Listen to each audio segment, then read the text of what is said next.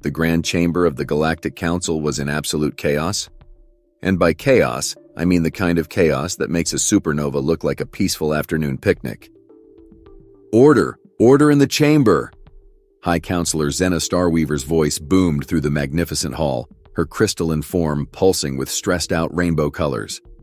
I would have found it amusing if I wasn't busy calculating how many parsecs I'd need to put between myself and this impending disaster.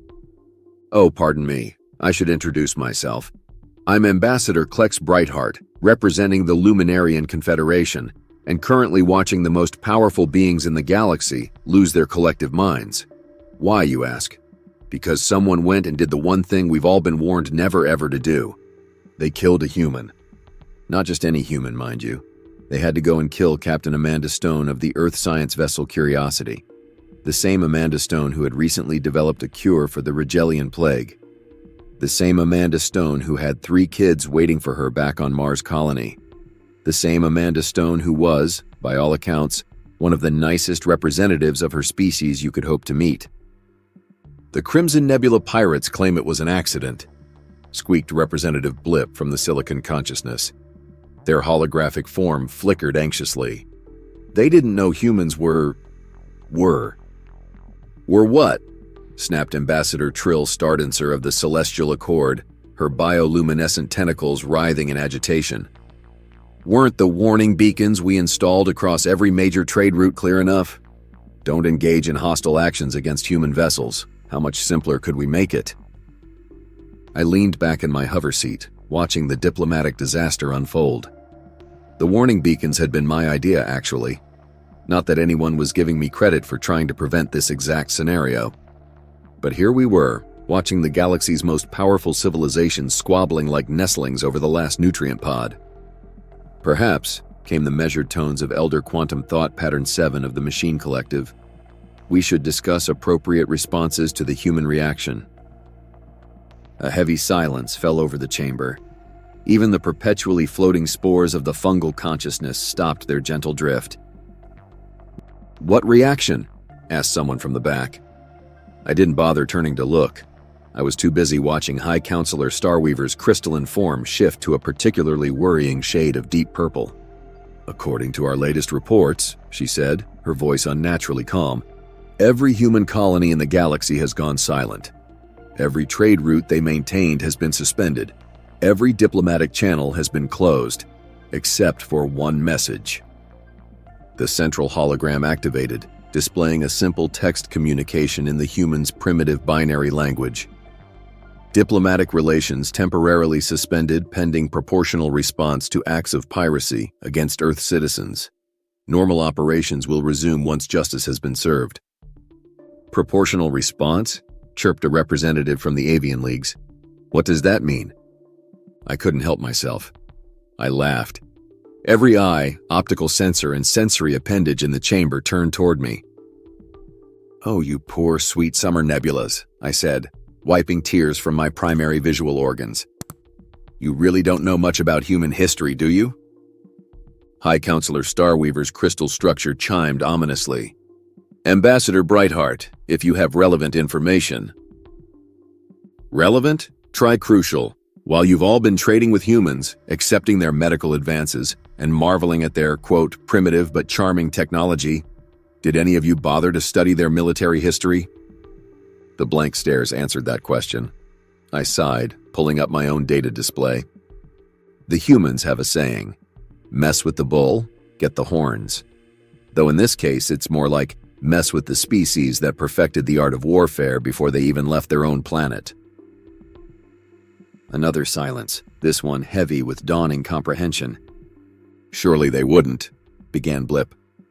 "Want to bet your silicon processors on that?" I asked.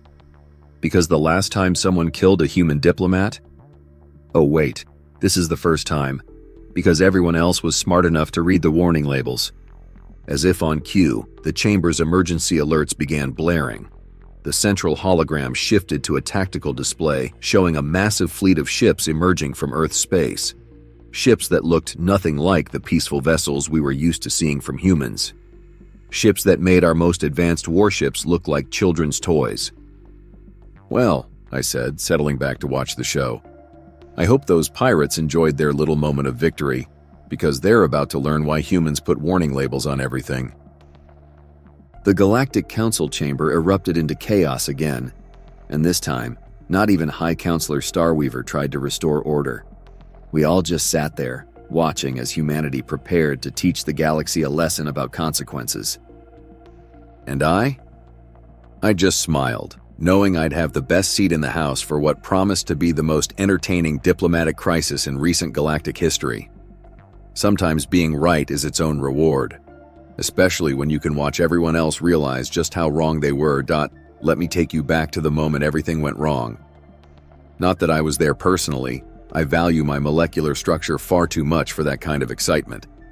But thanks to the black box recordings recovered from the Curiosity, we all got to watch this disaster unfold in stunning clarity.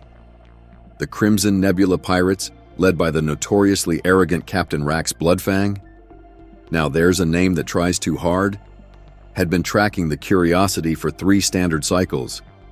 They'd watched as the research vessel collected samples from the gas giants in the Proxima sector, conducted their quaint little experiments, and generally went about their business with what Rax later described as adorable primitive efficiency.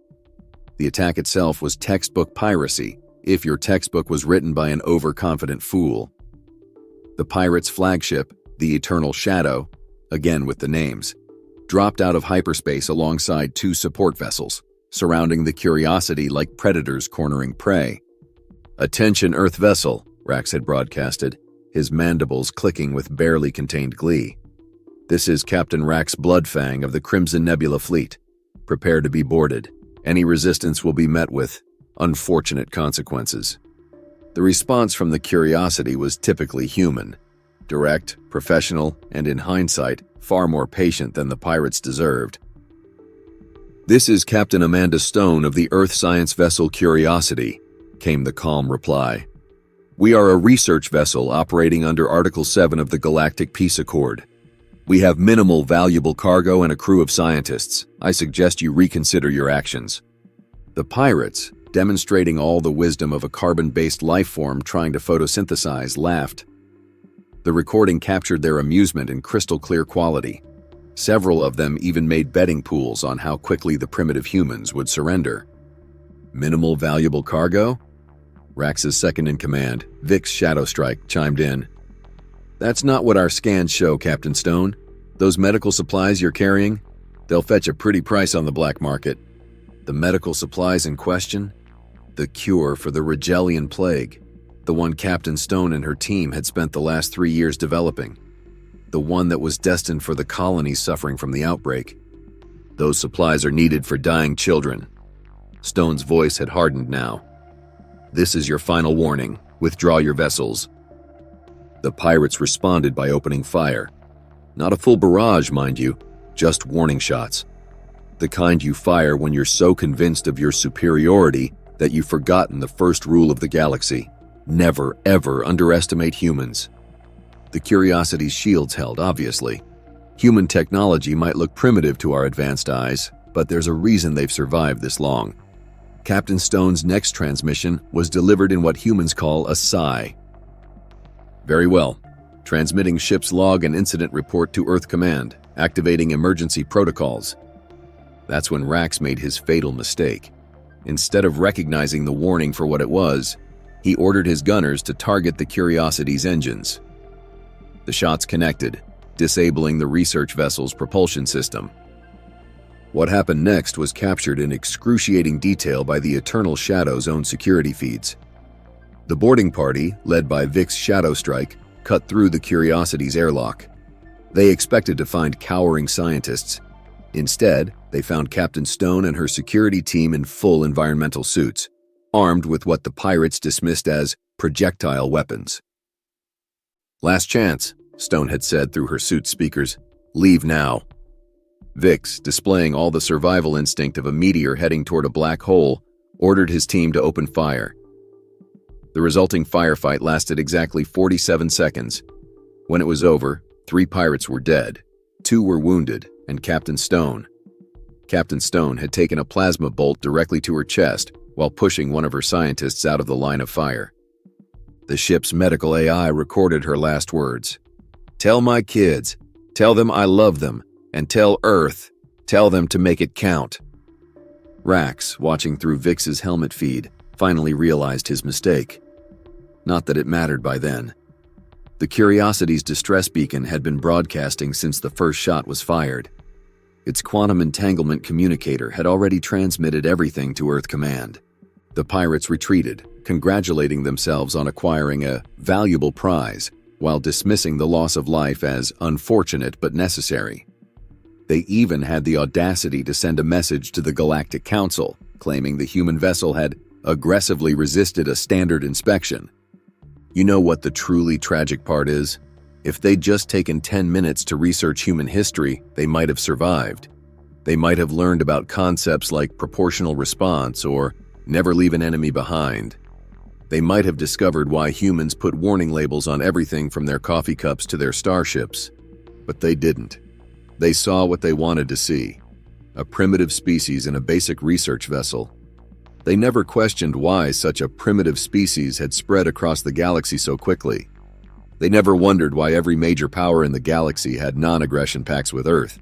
And now they're about to learn what happens when you mistake humanity's patience for weakness, when you confuse their willingness to talk for an inability to fight, when you kill one of their own and think you can simply walk away. The humans have a saying, "Don't poke the sleeping bear." The Crimson Nebula pirates didn't just poke the bear, they killed one of its cubs. And now the bear is wide awake, and it's coming for them. Have you ever watched a supernova about to happen? That perfect moment when everything goes quiet before the star tears itself apart? That's what it felt like in the days following Captain Stone's death. A silence so complete, so absolute, it made your nerve endings tingle with anticipation. The first sign came from Nova Terra, Earth's largest off-world colony. Their regular shipments of quantum processors canceled. The weekly entertainment broadcasts terminated. The bustling trade ports that usually housed thousands of alien merchants cleared out in less than a solar day. Routine maintenance, their automated response systems claimed. Right, and I'm a photosynthesizing Plutonian. Next came Mars Colony. Their famous universities, which had been teaching advanced human medical techniques to alien students, suddenly announced an extended holiday. All non-human personnel were politely but firmly escorted to the nearest transport hubs. The colony's massive dome shields, previously transparent, turned opaque. Environmental systems upgrade was the official explanation. Even the Luna base, humanity's first off-world settlement, went dark. The massive tourist attractions that usually drew millions of visitors closed. The diplomatic offices relocated to temporary facilities that somehow nobody could quite find. I watched from my office in the Galactic Council's Tower of Harmony as the reports flooded in. Trade vessels reported human ships quietly departing their regular routes.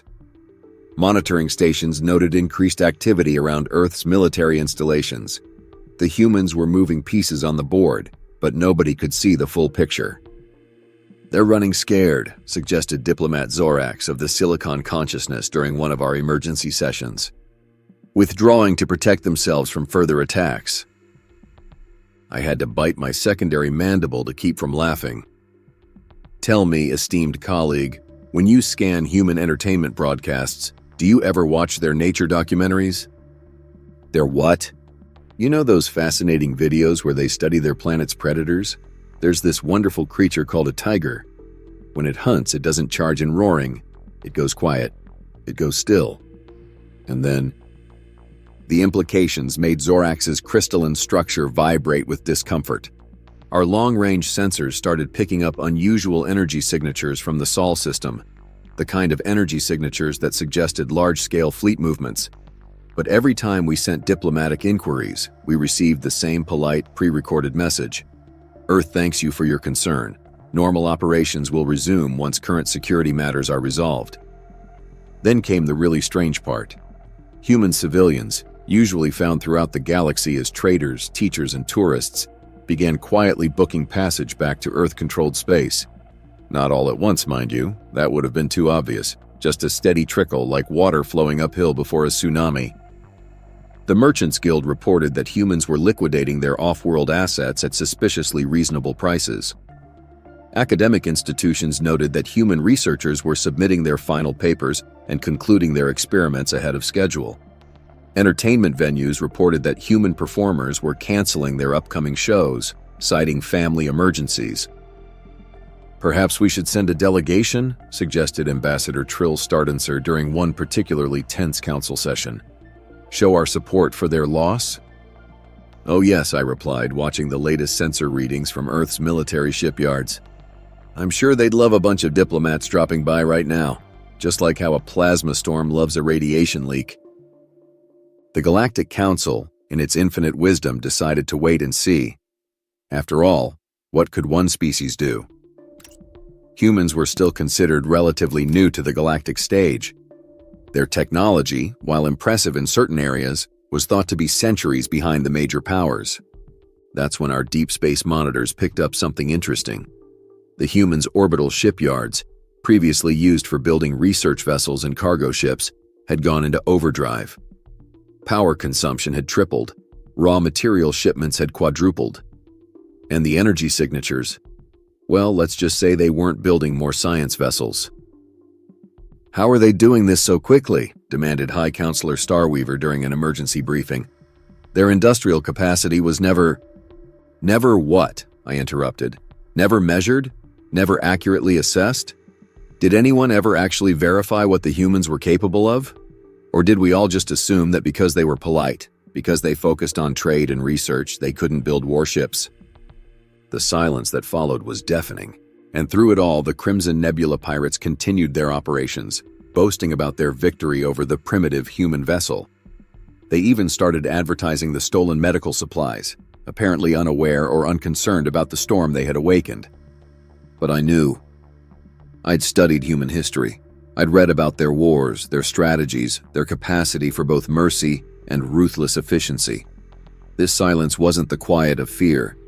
This was the quiet of purpose, of preparation, of a species that had perfected the art of war long before they reached the stars. The humans weren't retreating. They were positioning their pieces. They weren't hiding. They were hunting. And soon, very soon, the galaxy was going to learn why every human vehicle, every human product, every human installation came with those famous warning labels. As I sat in my office, watching another group of human civilians quietly board a transport back to Earth space, I couldn't help but smile. The storm was coming, and when it broke, it was going to be spectacular. The first strike came without warning. Well, technically there were plenty of warnings, but nobody was smart enough to read them properly.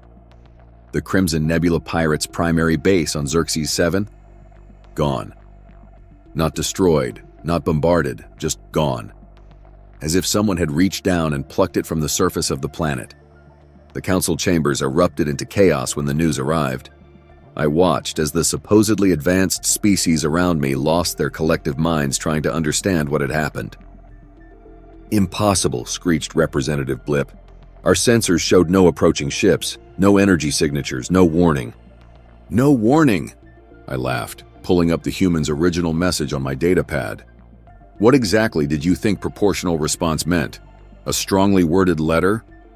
That's when General Marcus Chen of the Earth Defense Force decided to make things interesting. His hologram appeared in every major government facility across the galaxy simultaneously, not just in the designated communication areas, but everywhere. The fact that he could override our most sophisticated security systems like they were children's toys should have been our second warning. "Greetings," he said, looking every bit the professional soldier in his black uniform. "I'm here to announce that Earth has begun operations to address recent acts of piracy against our citizens. We appreciate your cooperation in staying clear of designated combat zones." "Combat zones?" Ambassador Trill Stardancer's tentacles twisted in confusion. "What combat zones?"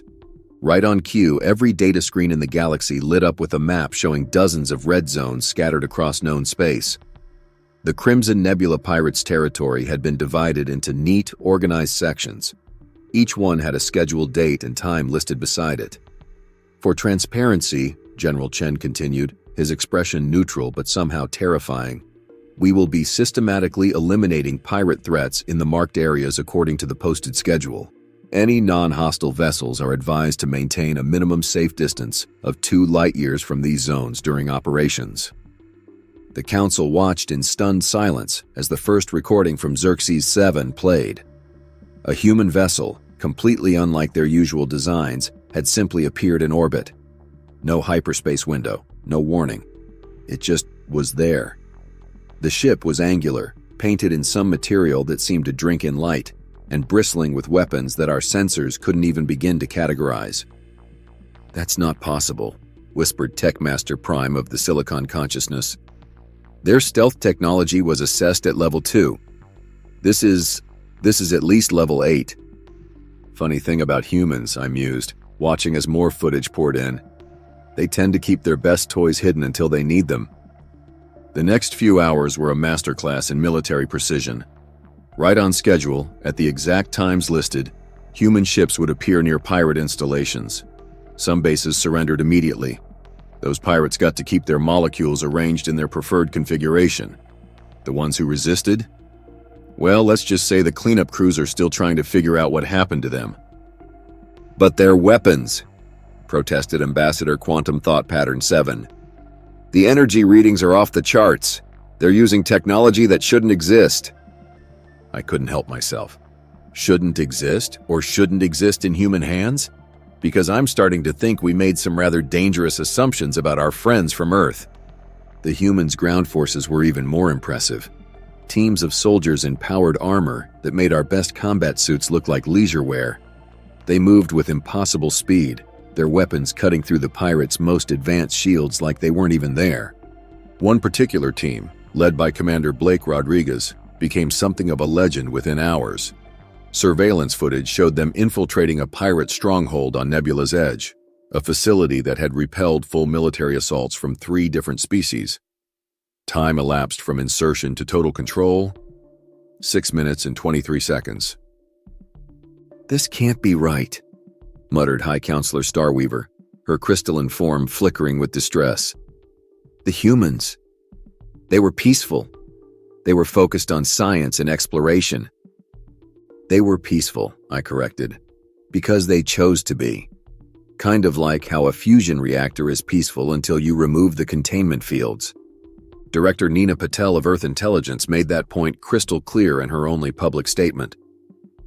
For those wondering about our sudden military capability, I should point out that Earth has been at peace, not because we couldn't fight, but because we preferred not to. Recent events have necessitated a change in policy. The pirates learned this lesson the hard way. Those who surrendered were treated humanely, processed through proper legal channels, and imprisoned according to galactic law. Those who resisted? They got to experience firsthand why humans had so many warnings about themselves. By the end of the first day, 30% of the Crimson Nebula's operations had been neutralized. The humans didn't just destroy their targets, they systematically dismantled them. Each strike recovered stolen goods, freed slaves, and secured evidence of other criminal operations. It was like watching a surgeon remove a tumor, precise and methodical. The most terrifying part? The humans were clearly still holding back. Our best analysts estimated they were using maybe 15% of their actual military capacity, just enough to make their point without triggering a wider conflict. "But why hide all this?" asked a junior diplomat during an emergency session. "Why pretend to be less advanced?" I looked around the council chamber at all these supposedly superior beings trying to process what they were seeing. Tell me, esteemed colleagues, if you knew your friendly neighbor had enough firepower to vaporize a small moon, would you have treated them differently? Would you have been so quick to dismiss them as primitive? The silence that followed was interrupted by another update. The humans had just taken out the pirates' largest shipyard. The facility had been completely surrounded by a field of quantum mines, protected by automated defense systems, and hidden inside an artificial nebula. Total time from attack initiation to facility capture? 8 minutes, 42 seconds. "Perhaps," suggested Ambassador Trill Stardenser, her tentacles now a pale shade of terror, We should review our diplomatic protocols regarding Earth? I just smiled. The show was only getting started, quote. As funny how quickly a galaxy full of superior beings can change their tune. The emergency session of the council stretched into its third day as report after report confirmed what I'd been trying to tell them for years. Humans weren't just another emerging species. They were what my people call a sleeping giant. We've recovered historical data from their public networks, announced Techmaster Prime, their voice modulation unit struggling to maintain composure. Their entire history is fascinating, I suggested, enjoying this far too much. A comprehensive catalog of increasingly creative ways to break things? The holographic display filled with images from human history, military campaigns, tactical innovations, weapons development, Earth's own records, freely available to anyone who bothered to look, painted a picture that had the council squirming in their seats. Before they even developed powered flight, continued Techmaster Prime, they had weapons that could level cities. Before they reached their moon, they had bombs that could crack continents. And now we know what they've been doing while we were all patting ourselves on various appendages for being so advanced, I finished. They didn't stop developing weapons when they reached the stars. They just got quieter about it. The data continued to pour in. Those quaint human research vessels? Turns out they could convert to combat configuration in under 3 minutes. The peaceful trading posts? Hidden military bases with enough firepower to hold off a planetary invasion. Even their civilian ships had weapon systems that made our military vessels look like toys. But they helped us, protested Ambassador Klex. They cured diseases, helped with terraforming, shared their art and culture. Yes, I said, pulling up another data file. Just like they helped the pirates understand the concept of proportional response. Speaking of which, the central display showed the latest casualty figures. In just 3 days, the humans had disabled or destroyed 70% of the Crimson Nebula's infrastructure. Not through overwhelming force or brutal conquest, but through surgical strikes so precise they could take out a pirate base without disturbing the civilian settlement next door. Their targeting systems alone are centuries ahead of our best technology, muttered Quantum Thought Pattern 7. How did we miss this? Because, came a new voice, you saw what you expected to see. Director Nina Patel's hologram appeared in the center of the chamber. Unlike General Chen's military precision or Commander Rodriguez's battlefield prowess, she carried herself with the calm assurance of someone who had never needed to raise their voice to be heard. Humanity chose peace, she continued, because we learned the hard way that war only brings more war. We developed our military not because we wanted to use it, but because we never wanted to be vulnerable again. You didn't see our weapons because we hoped we'd never need them. The council chamber was silent as her words sank in. These primitives, these newcomers to the galactic stage, had outmaneuvered us all, not through deception, but through radical honesty hidden in plain sight. Your warning beacons, High Counselor Starweaver addressed me directly. You knew? I read their history. I shrugged all 4 shoulders. The humans have a concept called deterrence.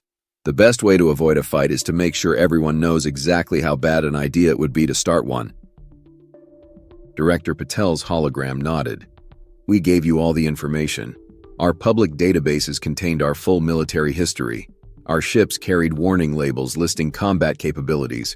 We even filed impact assessments for our weapon systems with the Council's Safety Committee. Filed under non-critical technological developments, groaned Techmaster Prime. Nobody reads those. We do, said Patel. Every single report from every species, because information is the best defense. And now, thanks to some rather unwise pirates, the galaxy is learning why we take information so seriously. The display shifted to live footage of another pirate base being systematically dismantled by human forces. Their ships moved like dancers in a deadly ballet, their ground forces operated with impossible precision, and their technological superiority was no longer in question. But what happens when this is over? Asked Ambassador Quantum Thought Pattern 7. What happens when the pirates are gone? Director Patel's smile was both warm and somehow terrifying. Then we go back to being exactly what we were before. Peaceful explorers, traders, and scientists? Because that's who we choose to be. But now, everyone knows what happens when that choice is taken from us. As her hologram faded, I looked around at my fellow council members. The supposedly advanced species who had dismissed humans as primitive because they focused on medicine instead of weapons, trade instead of conquest, cooperation instead of competition. Well, I said, standing to address the council, I believe this concludes my long-standing petition to upgrade humanity's technological classification. Unless anyone still thinks they're a level 3 civilization. The motion passed unanimously. Sometimes the best education comes from watching someone else learn a very expensive lesson. And the Crimson Nebula pirates? They were paying full tuition for the galaxy's crash course in human nature. Have you ever watched a pack of wolves hunt? The way they coordinate without speaking, the way they move with purpose, the way they never, ever give up once they have the scent. Now multiply that by a few thousand light years, add in technology that makes our best systems look like children's toys, and you'll begin to understand what happened next. The remaining Crimson Nebula pirates did what any sensible beings would do when faced with an angry human military. They ran. They scattered across the galaxy, hiding in asteroid fields, ducking into nebulas, bribing their way into supposedly secure facilities. It didn't help. Target location confirmed, announced Commander Rodriguez during one of his routine updates to the Council. Pirates designation Beta 7 through Beta 12 neutralized. Moving to next sector. Neutralized, squeaked Representative Blip. But they were hiding in a quantum-shielded bunker inside a gas giant. Our sensors couldn't even detect them. Yes, Rodriguez replied with a smile that could freeze plasma. That's what they thought too. The humans had started using something they called hunter-killer teams. Small groups of special forces operatives in powered armor that could outmaneuver our fastest ships. They moved like shadows between stars, appeared out of nowhere, and disappeared just as quickly. I watched the footage from their helmet cams during a classified briefing. The way they breached hulls, bypassed security systems, and neutralized targets would have been beautiful if it wasn't so terrifying. One team, led by Captain Sarah Winters, took down an entire pirate cruiser without firing a single shot. They just walked through the ship's defenses like they weren't there. How? Demanded Techmaster Prime during the briefing. How are they penetrating our best stealth systems? Oh, that's the fun part, I said, pulling up the technical specifications the humans had just declassified. Remember all those trade agreements where they exchanged their sensor technology for our stealth systems? Turns out they were testing our defenses, every single time. The revelation hit the Council like a quantum torpedo. For years, the humans had been gathering data on everyone's military capabilities, not through espionage or theft, but through legitimate trade and technological exchange. They knew exactly how to counter every defense because they'd helped build them. But surely they can't track everything, suggested Ambassador Trill Stardenser. The galaxy is vast. Right on cue, General Chen's hologram appeared. Target update. Pirate Lord Rax Bloodfang located in the Denebra sector. Extraction team en route. Estimated time to capture, 17 minutes. Rax had hidden himself in what we thought was the most secure facility in the sector. A private sanctuary owned by one of the galaxy's wealthiest crime lords, protected by technology from a dozen different species. The humans took it apart in 16 minutes, 43 seconds. Please note, Commander Rodriguez reported afterward, that calm smile still in place. We could have completed the operation faster, but we wanted to ensure minimal structural damage to surrounding civilian facilities. That's when it hit everyone. The humans weren't just winning. They were doing it with one hand tied behind their backs. Every operation, every strike, every capture was conducted with surgical precision, specifically to minimize collateral damage. These are just our peacekeeping forces, Director Patel mentioned casually during a debriefing. Standard containment and neutralization protocols. The silence that followed that statement was deafening. If these were peacekeeping forces, what did their actual military units look like? Nobody wanted to ask. The last major pirate stronghold fell 7 days after the campaign began. The humans breached its quantum-shifted defenses, bypassed its time dilation fields, and disabled its reality anchor generators in under an hour. The pirates didn't even have time to send a distress signal. "Target location acquired," announced Captain Winters over the general frequency. "Permission to demonstrate new containment protocols." We watched in stunned silence as a single human ship, smaller than a standard cruiser, simply reached out and folded space. The entire pirate base, along with its defensive fleet, found itself neatly deposited in a holding area near Earth's military headquarters. "Space folding technology?" Techmaster Prime's voice actually cracked. "They've mastered space folding?" "Oh no," I corrected, reading the technical brief that had just been shared. "That's just their transport system. You should see what their weapons can do." "Actually, no, you really shouldn't. Some things are better left to the imagination." As the last of the pirates were rounded up, the galaxy got one final lesson in human efficiency. Every single stolen item was cataloged, every victim was identified, and every criminal was processed through proper legal channels. The humans didn't just win, they did it by the book. A book that we were all starting to realize they had written themselves while we weren't paying attention. The Galactic Council's new guidelines regarding human interaction were, shall we say, rather pointed. Gone were the patronizing regulations about helping the developing species. In their place, a simple 3-point directive. First, all warning labels on human vessels, installations, and products are to be taken literally. Second, any aggressive action against human citizens will be considered an act of war against Earth. Third, never ever assume humans are showing you their full capabilities. "Isn't this being a bit dramatic?" asked a newly appointed diplomat during the final ratification. The poor thing hadn't been around for the excitement. "Computer," I said, "please display footage from Operation Cleanup, timestamp 37. The hologram showed a human corvette, a ship smaller than most luxury yachts, casually towing an entire space station through a fold in reality. The diplomat quietly withdrew their objection. The pirates? Most of them survived, thanks to humanity's irritating insistence on following proper legal procedures. Captain Amanda Stone's children received personal apologies from the captured pirates, along with full compensation from their seized assets. The medical supplies were recovered and distributed to the colonies that needed them. And Earth? They went right back to being helpful neighbors.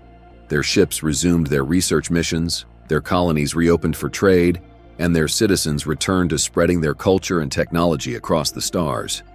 The only difference was now, everyone understood why their ships carried warning labels. "Business as usual," announced Director Patel during the final press conference. "Though we do hope this has been an educational experience for everyone involved." The education certainly stuck. These days, even the most aggressive species give human ships a wide berth. Funny how watching someone fold space like origami can affect diplomatic relations. As for me, I got promoted. Apparently, being the only ambassador who actually read human history makes you something of an expert. The council even created a new position, Special Advisor on Human Affairs. My first piece of advice? When a species puts warning labels on their coffee cups saying the contents are hot enough to cause injury, maybe, just maybe, you should pay attention to the warnings on their warships too. But what do I know? I'm just the guy who watched a primitive species teach the galaxy's most notorious pirates a lesson about proper behavior. A lesson that, I'm happy to report, has been very thoroughly learned. Now, if you'll excuse me, I have a meeting with the Human Diplomatic Corps. They're sharing some of their tea, and I've learned to read the warning label very, very carefully. Like, subscribe to the channel and hit the bell. Your support means the world to me and helps me keep creating amazing content for you.